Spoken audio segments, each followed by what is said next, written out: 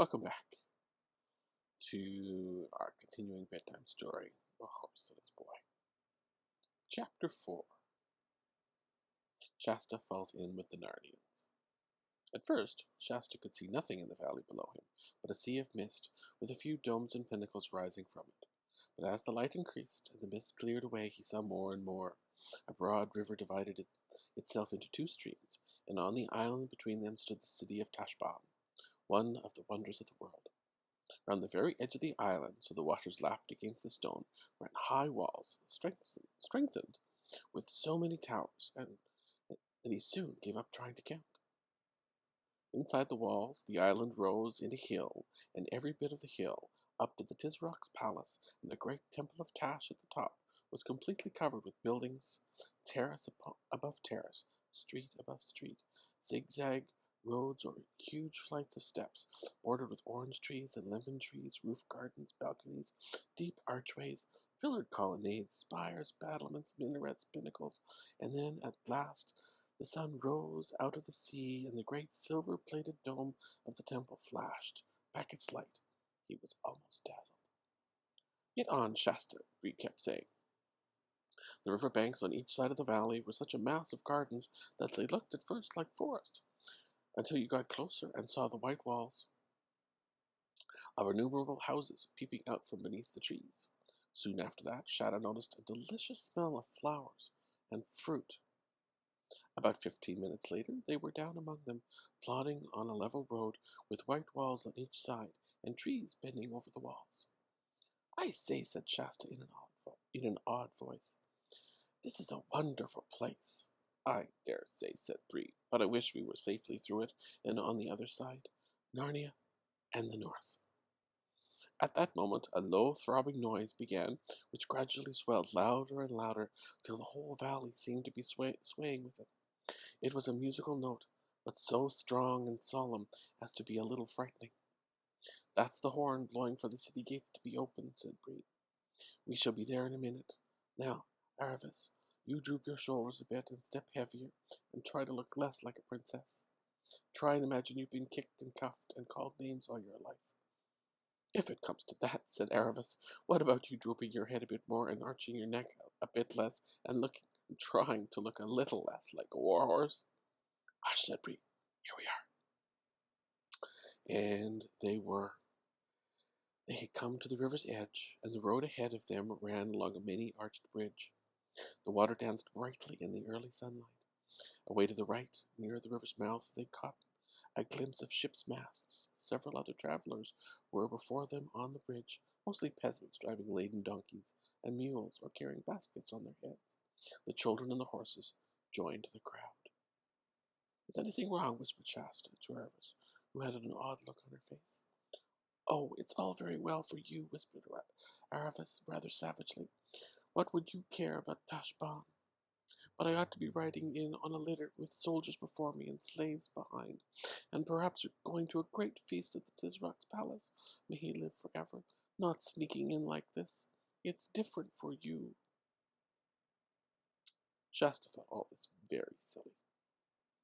At the far end of the bridge, the walls of the city towered high above them, and the brazen gate stood open in the gateway, which was really wide but looked narrow because it was so very high.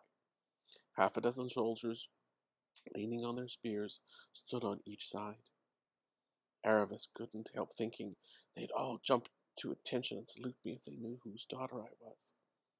But the others were only thinking of how they'd get through and hoping the soldiers would not ask any questions. Fortunately, they did not. But one of them picked a carrot out of a peasant's basket and threw it at Shasta with a rough laugh, saying, "Hey, horse boy, you'll catch it if your master finds you've been using his saddle horse for pack work." This frightened him badly, for of course it showed that no one who knew anything about horses would mistake Bree for anything but a charger. "It's my master's orders, so there," said Shasta.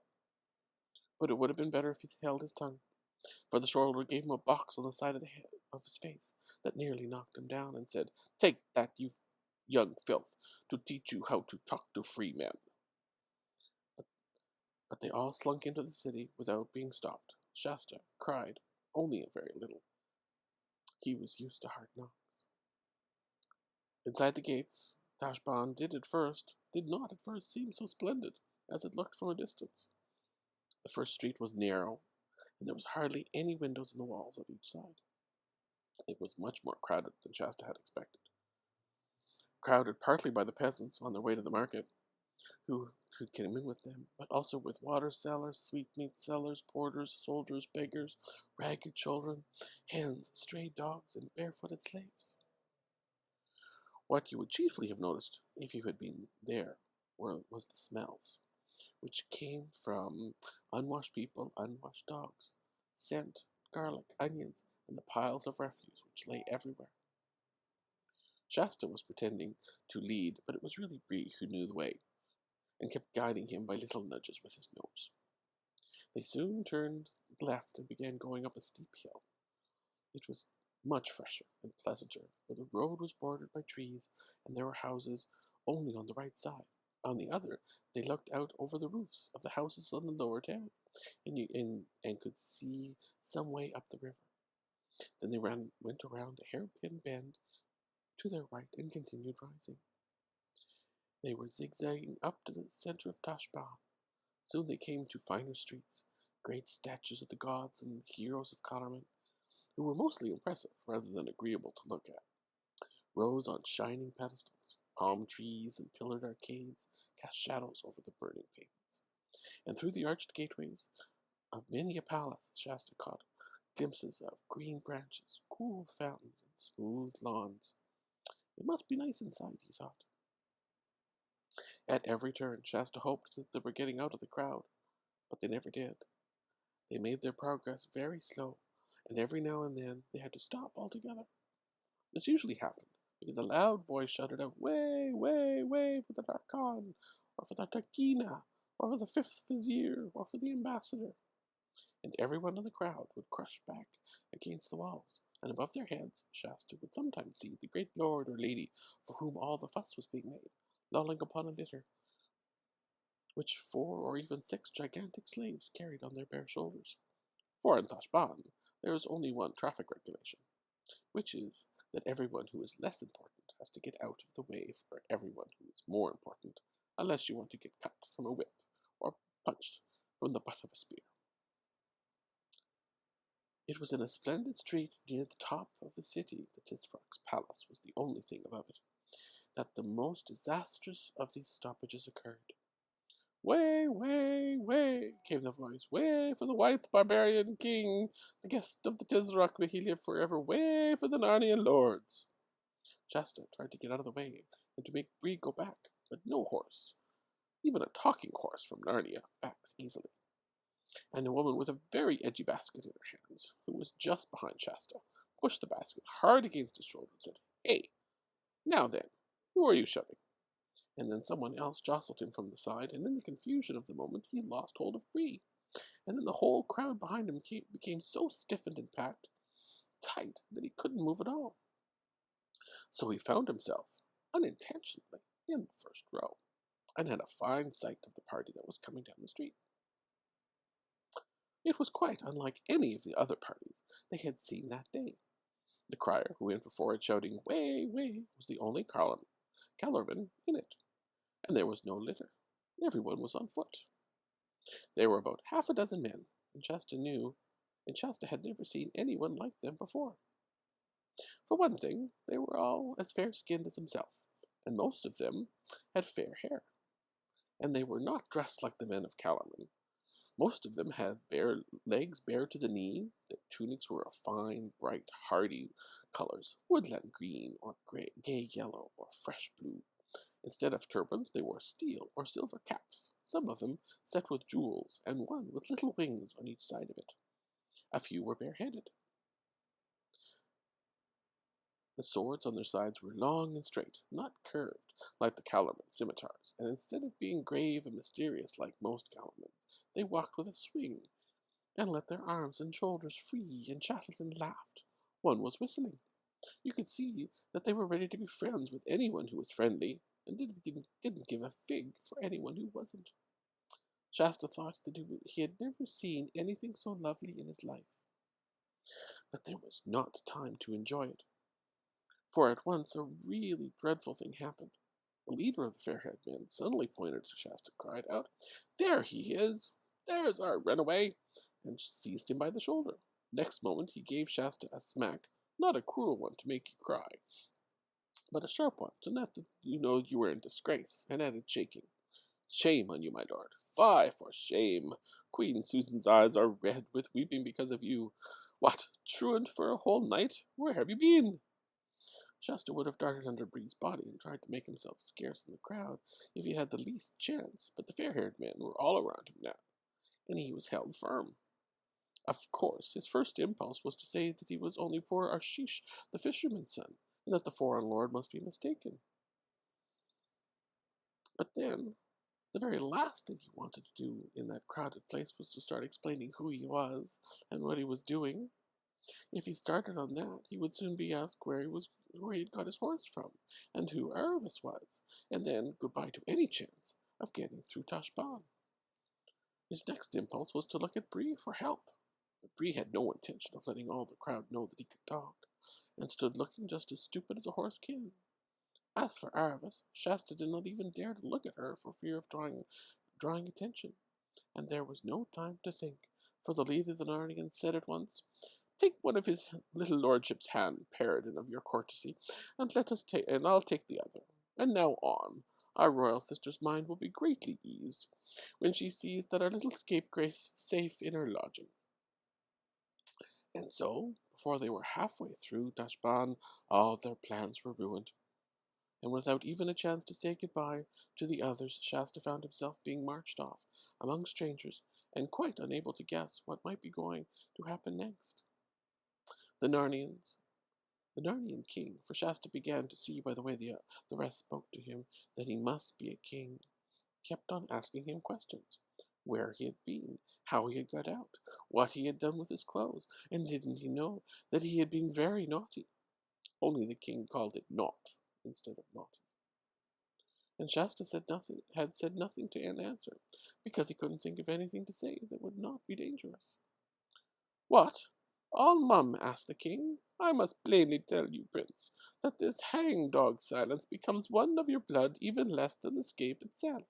To run away might pass for a boy's frolic, with some spirit in it, but the king's son of Archenland should avouch his deed, not hang his head like a Calorman slave." This was very unpleasant for Shasta.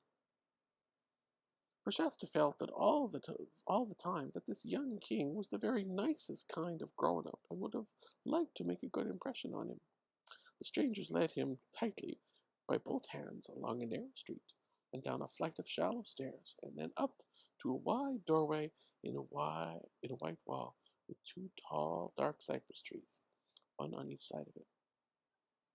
Once through the arch, Shasta found himself in a courtyard, which was also a garden. A marble basin of clear water in the center was kept continually rippling by the fountain that fell into it. Orange trees grew round it out of smooth grass, and the 4 white walls which surrounded the lawn were covered with climbing roses. The noise and dust and crowding of the streets seemed suddenly to fade away. He was led rapidly across the garden and into a dark doorway. The crier remained outside. After they took him along a corridor, where the stone floor felt beautifully cool on his hot feet, and up some stairs. A moment later he found himself blinking in the light of a big, airy room with wide open windows, all looking north, so that no sun came in. There was a carpet on the floor, more wondrously colored than anything he had ever seen in his life, and his feet sank down into it as if he were treading on thick moss. All around the walls there were low sofas with rich cushions on them, and the room seemed to be full of people. Very queer people some of them were, thought Shasta, but he had no time to think about that before the most beautiful lady he had ever seen rose from her place and threw her arms around him and kissed him, saying, "Oh, Corin, Corin, how could you? And thou and I such close friends since thy mother died. And what should I have said to thy royal father if I came home without thee? Would have been a cause almost of war between Archenland and Narnia, which are friends time out of mind.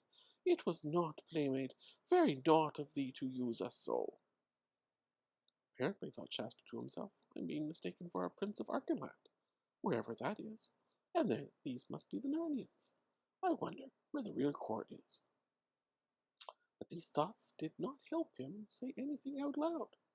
Where hast been, Corin? Said the lady, her hand still on Shasta's shoulders. I don't know, stammered Shasta. There it is, Susan, said the king. I could get no tale out of him, true or false. Your Majesties, Queen Susan, King Edmund, said a voice, and when Shasta turned to look at the speaker, he nearly jumped out of his skin with surprise. For this was one of these queer people whom he had noticed out of the corner of his eye when he first came into the room. He was about the same height as Shasta himself. From the waist upwards he was like a man, but his legs were hairy like a goat's, and shaped like a goat's, and he had goat's hoofs and a tail. His skin was rather red, and he had curly hair and a short pointed beard and 2 little horns. He was in fact a faun, which is a creature Shasta had never seen a picture of or even heard of. And if you've read a book called The Lion, the Witch, and the Wardrobe, you may like to know that this was the same faun, Tumnus by name, whom Queen Susan's sister Lucy had met on the very first day when she found her way into Narnia. But he was a good deal older by now, for by this time Peter and Susan and Edmund and Lucy had been kings and queens of Narnia for several years.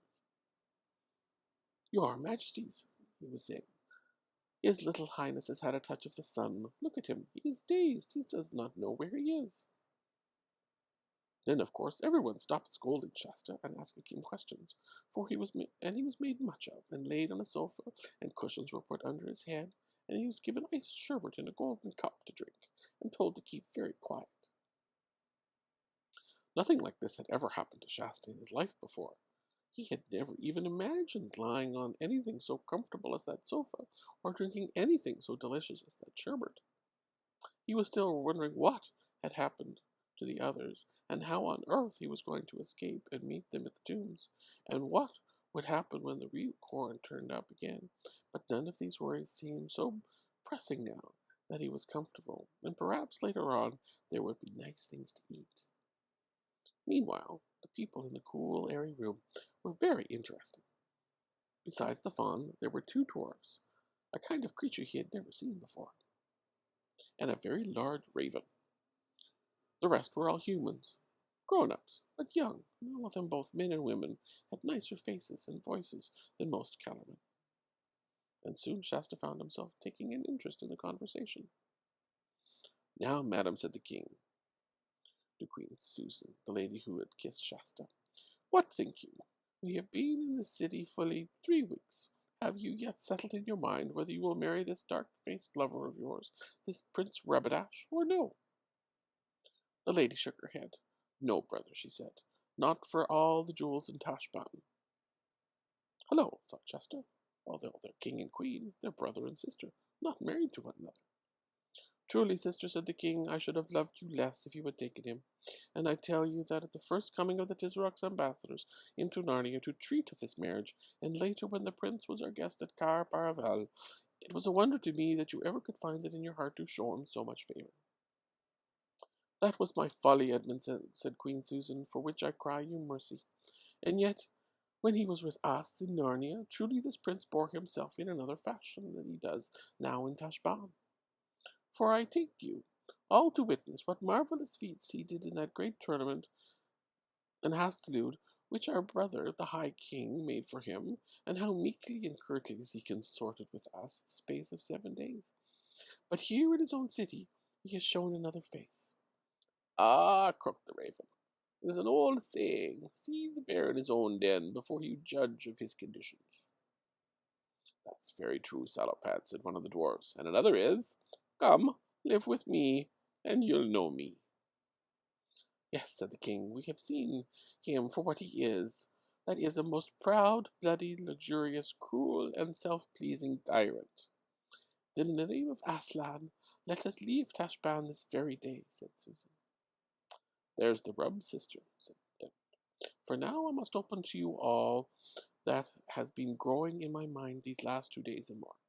Paradin, of your courtesy, look to the door and see that there is no one spying on us. All well? So, for now we must be secret. Everyone had been looking very serious.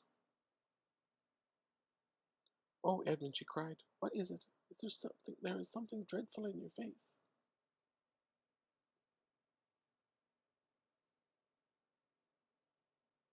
And here ends chapter 4 of A Horse and His Boy.